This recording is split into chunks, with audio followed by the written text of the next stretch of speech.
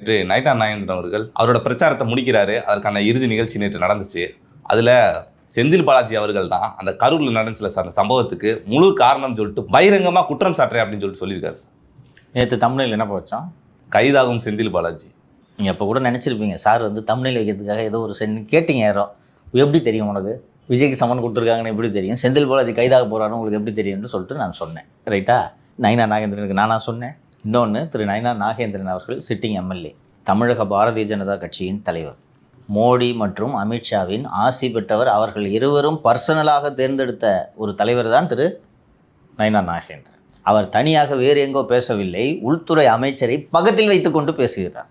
உள்துறை அமைச்சரின் சம்மதம் இல்லாமலா பேசுவார்? அவரோட ஸ்டேட்மெண்ட்டை பாருங்கள். கரூரில் மற்றது விடுங்க, அது குற்றம் அதிகமாகிடுச்சு, பெண்களுக்கு பாதுகாப்பு இல்லை, 70 வயசு பொம்பளை கூட விட மாட்டேங்கிறாங்க, எல்லாம் பேசினார். போதை பழக்கம் அதிகமாகிடுச்சு. தோஸ் ஆர் ஆல் பொலிட்டிக்கல் ரெட்டாரிக்னு வச்சுக்கலாம். கரூரில் 41 பேர் கொல்லப்பட்டதற்கு கரூரை சேர்ந்த முன்னாள் அமைச்சர் திரு செந்தில் பாலாஜி தான் காரணம் என்று நான் பகிரங்கமாக குற்றம் சாட்டுகிறேன். எவ்வளோ பெரிய ஸ்டேட்மெண்ட் இது! அங்கு 41 பேர் இறந்து போனார்கள். உடனடியாக இரவோடு இரவாக முதலமைச்சர் ஸ்டாலின் அவர்கள் வருகிறார்கள். 41 பேருக்கும் போஸ்ட்மார்ட்டம் பண்ணப்படுகிறது. யாரை காப்பாற்றுவதற்காக?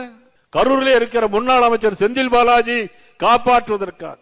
அதற்கு அத்தனைக்கும் காரணம், அந்த சாவுக்கு காரணம் செந்தில் பாலாஜி என்பதை இந்த மேடையில் நான் பகிரங்கமாக குற்றம் சாட்டுகிறேன். இதற்கெல்லாம் ஒரு விடிவு காலம் உண்டு.